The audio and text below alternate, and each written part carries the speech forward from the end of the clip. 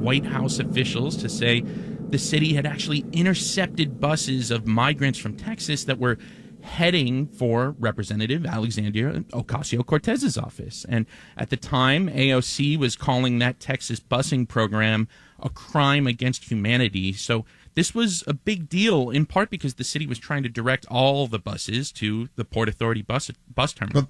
But John, that wound up not being true. Yeah, the best I can tell, that wasn't true, and I think it kind of speaks more to the chaos of that moment. The emails show FEMA officials turned to the city's Office of Emergency Management to do what they said is called ground truthing the claim.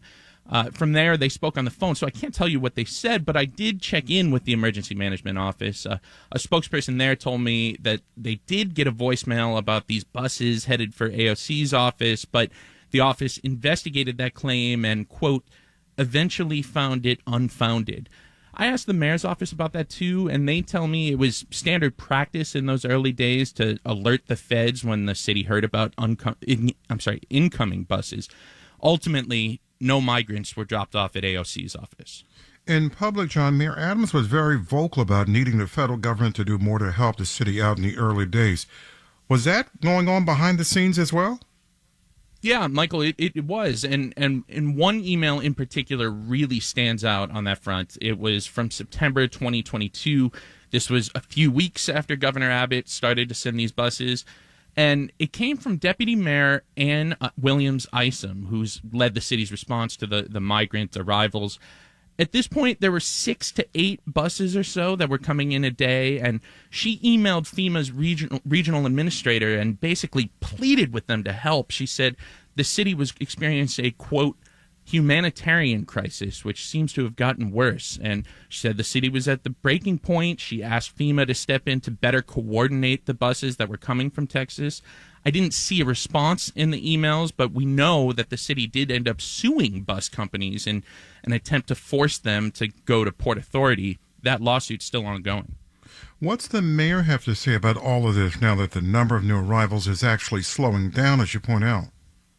The mayor really seems to be feeling vindicated. Last week, a reporter asked him about the migrant crisis being used as a political issue, and he said, I never thought I would be quoting Warner Wolf, but let's go to the videotapes, you know. What he meant by that was he was out there early sounding the alarm on this, and he wishes other people listened. The only thing he wishes he could have done better is making clear how much of a national impact this would have.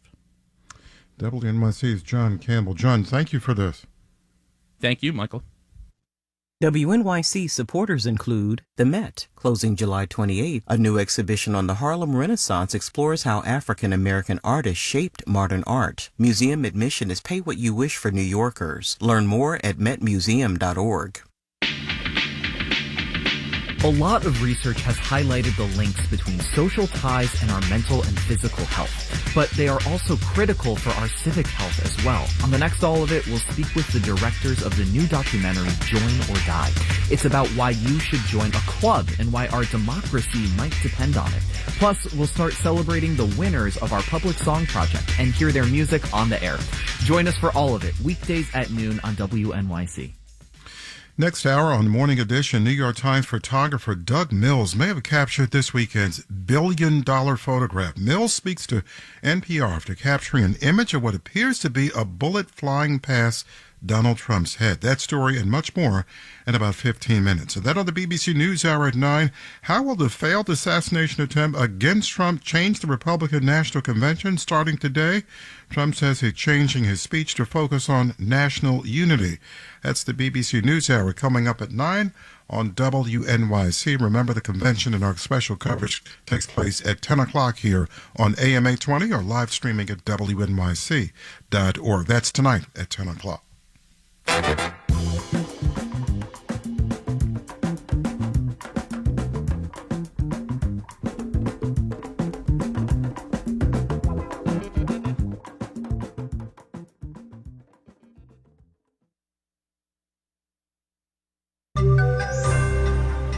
We're watching movements of money in the markets, with investors, traders, and others adjusting their political calculus in the wake of the shooting at the Donald Trump rally on Saturday. Marketplace Morning Report is supported by Palo Alto Networks. Palo Alto Networks delivers what's next in cybersecurity innovation to protect today's digital way of life. Learn more at paloaltonetworks.com. I'm David Brancaccio. Bonds are down. Stocks are set to open higher 2 days after the shooting in Butler, Pennsylvania that injured former President Donald Trump. This on a week that also Republicans are set to begin their convention in Milwaukee. Marketplace's Nancy Marshall-Genzer is here with more on what we're seeing this morning. Yeah, investors are weighing whether the attack on former President Trump increases his chances of winning the November election. Trump has come out in support of crypto, so Bitcoin is higher this morning, David. Trump has criticized Democrats' efforts to regulate crypto, and he's apparently still scheduled to address the Bitcoin 2024 conference in Nashville later this month. And when you're looking at the screens here on stocks and bonds at the moment, what are you seeing? Yeah, 10-year Treasury is down. The dollar's holding steady. Safe havens like gold, which traders turn to during times of uncertainty, they're doing well. Stock futures are higher. Investors are trading on what they might expect in a second Trump administration, and that would be lower corporate taxes, less government regulation, but also higher tariffs that could push up inflation. Now, on inflation, we're going to be hearing from Federal Reserve Chair Jerome Powell later today. What are investors listening for there? They're continuing to watch for any hints on when the Fed might lower interest rates. The Fed has been keeping them high for longer in an effort to bring inflation to its 2% target. And last week in testimony on Capitol Hill, Powell said at this point an interest rate hike is unlikely, but the Fed wants to see continued evidence that inflation is headed back toward 2% before cutting rates. Powell is keeping a close eye on the labor market. He doesn't want to keep rates too high for too long because that could cause unemployment to shoot up and even plunge the economy into a recession. All right. Stock in Donald Trump's social media company is up 57% in pre-market trading at the moment, going from about $31 a share to nearly $48 a share. It came onto the stock market in the spring at just under $50 a share. Dow and NASDAQ futures are up 0.5%. Now to the business and science of women's health. A recent report on toxic metals in tampons is drawing new attention to the regulation, or lack thereof, of menstrual care products. Researchers found measurable but low concentrations of lead arsenic and more than a dozen other metals in all the tampons they tested. Here's Marketplace's Kimberly Adams. The Food and Drug Administration, which regulates period products, said it's reviewing the study and will take any needed action to safeguard consumers. Bobby Wilding of the advocacy group Clean and Healthy in New York says there need to be more stringent rules for menstrual products and the businesses that make them. Companies have to show that they don't cause problems like bacterial growth or changes in the mucus in the vagina, but there are no requirements at the FDA level that limit the kind of chemicals that can be present in menstrual products directly. Wilding points out several states have already taken action to increase regulations in this area. In Washington, I'm Kimberly Adams for Marketplace. Marketplace Morning Report is supported by Progressive. Progressive Commercial Auto Insurance protects the cars, trucks, and vans that work to keep small businesses moving forward, including protection while running errands and other tasks. More at progressivecommercial.com. And by C3 Generative AI. Verified, traceable answers, secure, hallucination-free, LLM-agnostic, IP liability-free. Learn more at c3.ai.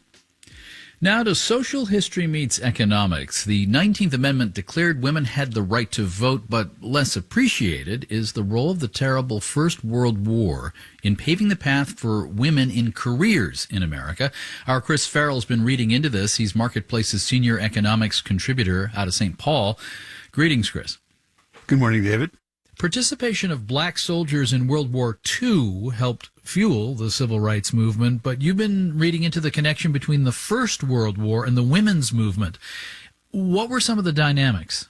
One of the effects is the demand for federal civil servants expanded rapidly as existing departments expanded and new departments were created. So labor shortages opened employment opportunities for women in the federal government, especially in the fast-growing profession of clerical work.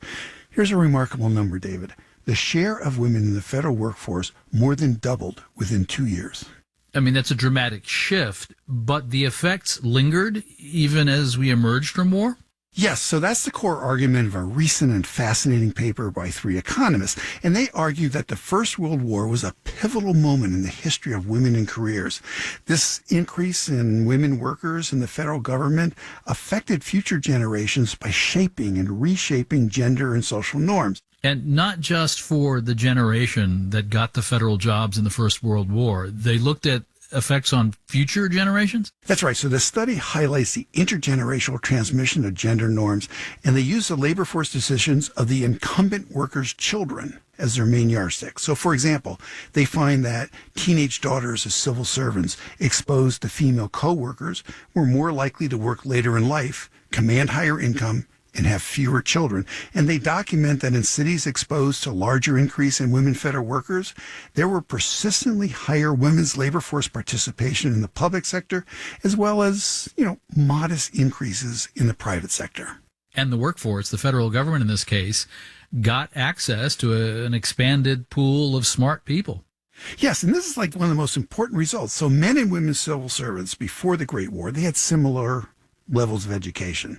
However, the women hired during wartime had higher education than their male peers. So the wartime labor market disruptions led to hiring previously ignored talent. And this change in composition, it persisted for decades. And I would add this, David, this study supports the long-term vision of diversity, equity, and inclusion initiatives in organizations, the ones that are going on now. These efforts will broaden the pool of untapped talent for employers by further changing current social norms and career expectations among younger generations. All right. DEI programs that have become controversial due to the work of critics. Marketplace's senior economics contributor Chris Farrell, thank you. Thanks a lot, David. Again, bonds are down this morning. The 10-year interest rate up a bit, 4.22%. I'm David Brancaccio. This is the Marketplace Morning Report from APM, American Public Media.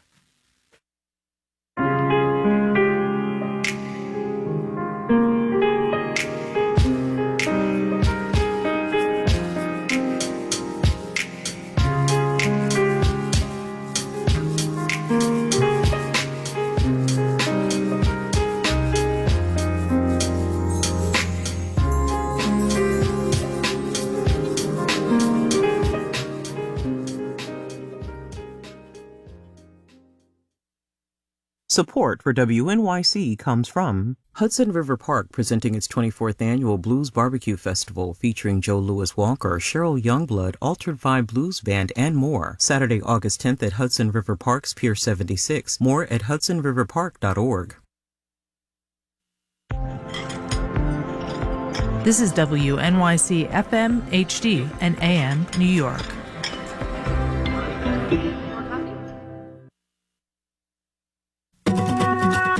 Good morning. Tributes are pouring in for Corey Comparator, the man killed in the Trump assassination attempt over the weekend at a rally in Pennsylvania. He's a man that give the shirt off his back to anyone. I mean, in his last moments, he was shielding his family from the gunfire. I'm Michael Hill. It's Morning Edition from NPR and WNYC in New York.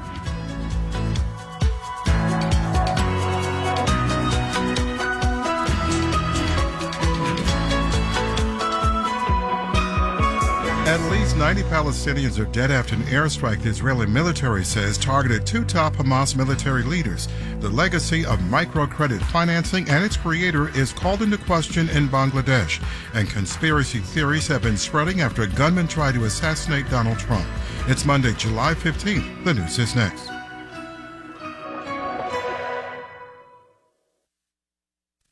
Live from NPR News in Washington, I'm Corva Coleman. The FBI has identified the man who is accused of shooting and wounding former President Donald Trump's ear on Saturday. The suspect is Thomas Matthew Crooks of Pennsylvania.